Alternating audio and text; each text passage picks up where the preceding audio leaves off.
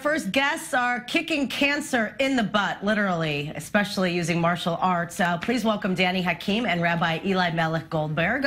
Kids kicking cancer, hello, and welcome to both of you. Thank you. Australia, Thank you. live in Israel. American, live in Israel. American, live in Israel. Here we are. So, first of all, both of you have backgrounds in karate. How long have you each been, being a part of martial arts as a practice? I started when I was 13, 45 years ago. Well, you're aging yourself. Still practicing. And you're like a triple black belt? I'm a 7th degree black belt. 7th degree black belt. What's the difference between a 6th and a 7th degree black belt? Well, it's maturity, wisdom. It takes another 8 years between 6 and 7. 8 years? This is worse than going to med school. And what about you? I'm only a 1st degree black belt. Danny's the real deal. I studied martial arts. I told my colleagues that every rabbi has to know how to break his board.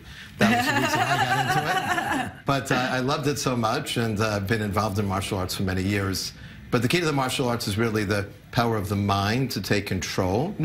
And training martial artists to become therapists gives us an opportunity to change children being victims into real victors, gives them power. Which is really amazing that this wasn't thought of sooner, because so much of martial arts is about, not about kicking somebody's butt. It's about like defensive and being zen and all of this. So this is based on a personal story that you got involved with kids kicking cancer. I mean, you tragically lost your daughter. So my daughter was 2 years old. She was telling the doctors at UCLA, no medication today, please.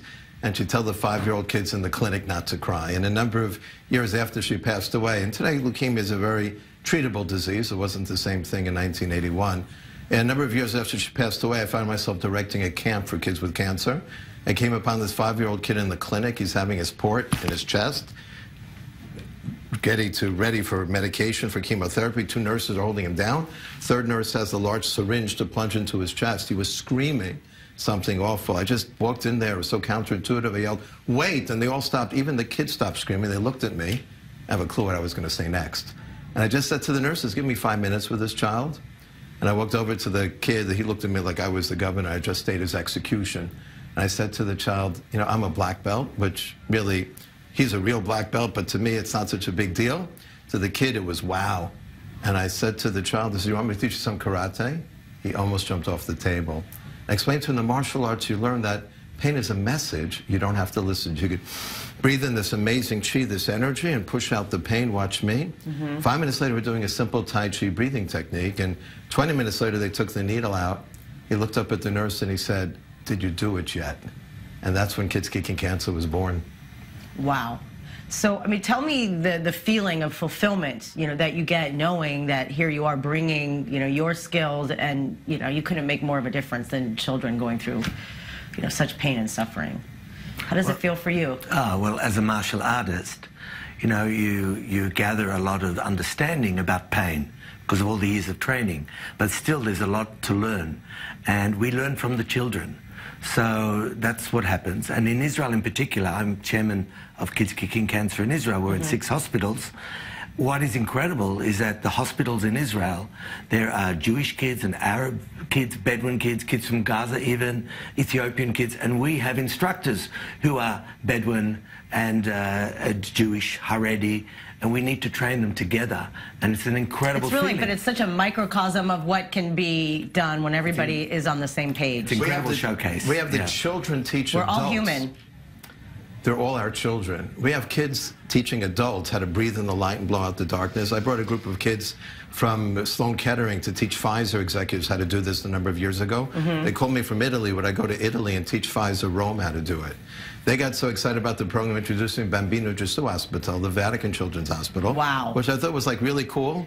Look at these kids. I'm sorry. I'm like listening to, but I'm looking at the video of these kids. How do you not just start to cry when you see them like smiling and having fun and letting out, all of the frustration? That's exactly what it's about. But I was starting to say, it was so cool that an Orthodox rabbi needed permission from the Pope's office to teach an Eastern meditative technique to Vatican children.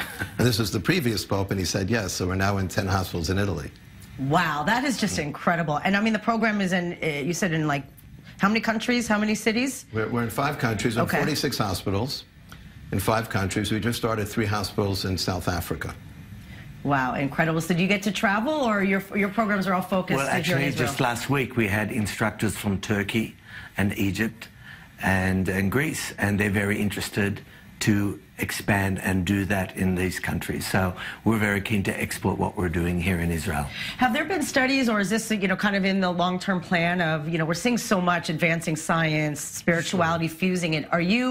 Is it quantifiable to see any change or improvement or longer lifespans as a result of this? We actually have printed a study and published it in Dove Medical Press, which is a peer-reviewed medical journal, how we significantly lowered children's pain. Now we're in the middle of a 14-month functional MRI study, fMRI, to see the neural pathways that we address.